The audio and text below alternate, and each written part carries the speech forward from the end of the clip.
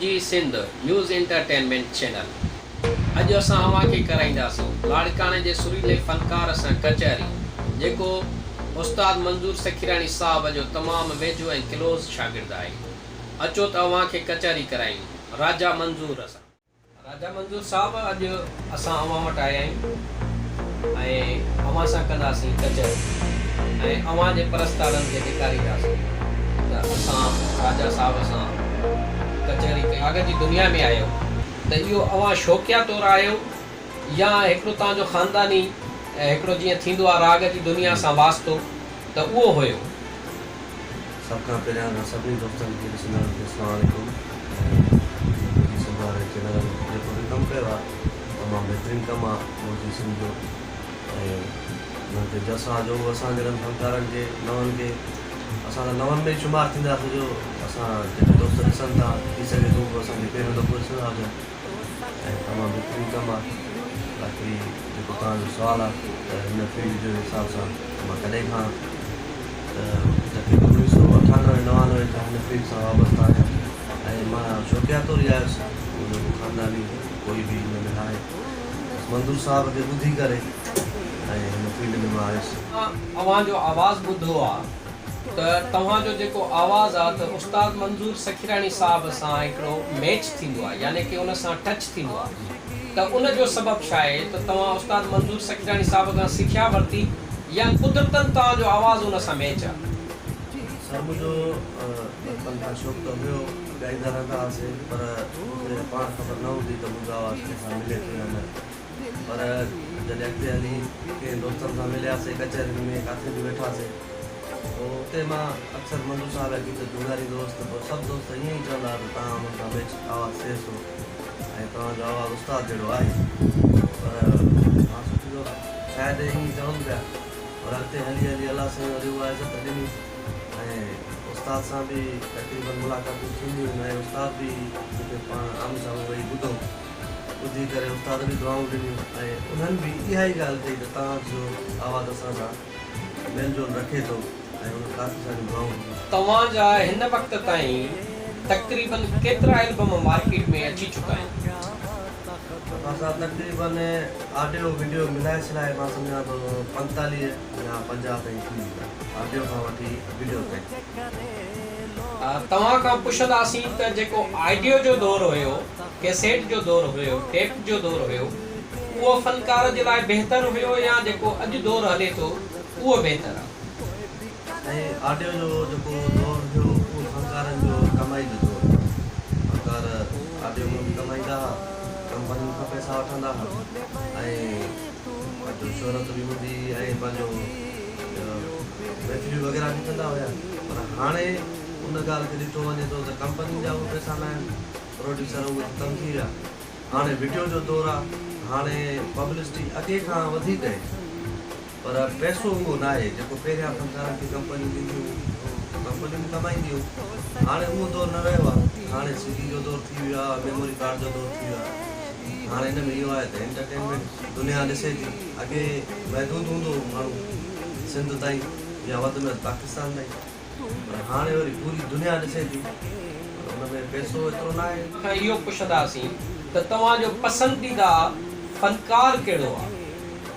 ऐं पसंदीदा फनकार मुंहिंजो उस्ताद मंज़ूर सखीराणी साहब आहे ऐं उन्हनि खे ॾिसी करे ई असां ॻाइणु शुरू कयो ऐं उन्हनि खे ॾिसी करे ई हलूं पिया।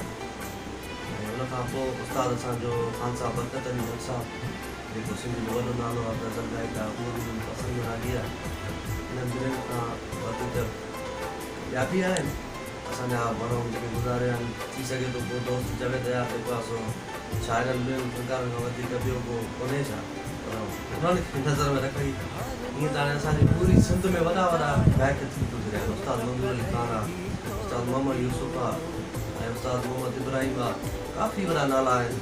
पर असांजे दौर जे हिसाब सां जेके असां ॾिठासीं ॿुधूं पिया त उन्हनि में उस्ताद मंज़ूर सखीराणी साहब ऐं उस्ताद बरकत अली भट्ट साहब इहे असांजे पसंदि जा राॻी तमामु वॾा। जो शौक़ु ऐं मॉडलिंग जो रखो था, जॾहिं त तव्हां सुहिणा बि आहियो ऐं माशाअल्लाह कदावर बि आहियो ऐं स्मार्ट बि आहियो, त तव्हां छा एक्टिंग जो शौक़ु रखो था मॉडलिंग जो? जी गफ़ार साहब, काफ़ी टाइम पहिरियां मूंखे वॾो शौक़ु हूंदो हुयो त मार्केट में अचां ऐं एक्टिंग कयां। तव्हांखे ख़बर हूंदी, तव्हां सां गॾु ई मां हिकिड़ी फिल्म में बि कमु कयो। उन खां पोइ शौक़ु हुयो, पर डायरेक्टर जेके हुया ऐं उन दौर में कंहिं लिफ्ट कोन कराई, उनजे करे उनखे छॾे ॾिनोसीं ऐं हिन हिकिड़े पासे खे वठी असां वेही रहियासीं। जेको राजा मंज़ूर जो हिकिड़ो पसंदीदा गीत हुजे उस्ताद मंज़ूर सखीरानी जो, अचो त ॿुधो। जी गफ़ार साहब, हूअं त मंज़ूर साहब जा काफ़ी गीत आहिनि ऐं पूरी दुनिया खे ख़बर आहे, पर मूंखे जेको पसंदि आहे घणे खां घणो उहो उस्ताद जो आहे ऐं उस्ताद बुखारी जी शाइरी आहे। मां तव्हांखे चंद ॿुधायां थो। इएं दिलदार मूंखे तुंहिंजी मोहब्बत जी ज़रूरत आहे। इएं दिलदार मूंखे तुंहिंजी मोहब्बत जी ज़रूरत आहे। जीअं दुनिया खे बेअंदाज़ दौलत जी ज़रूरत आहे।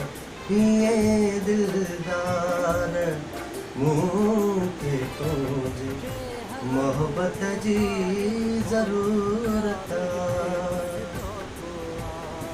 पुछनि था सिंधु ऐं सिंधियुनि लाइ तस्बीह छो पियो सोरी।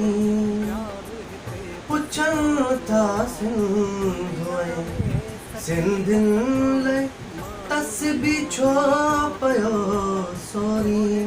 चयुमि हाणे पछाड़ी आहे, इबादत जी ज़रूरत आहे।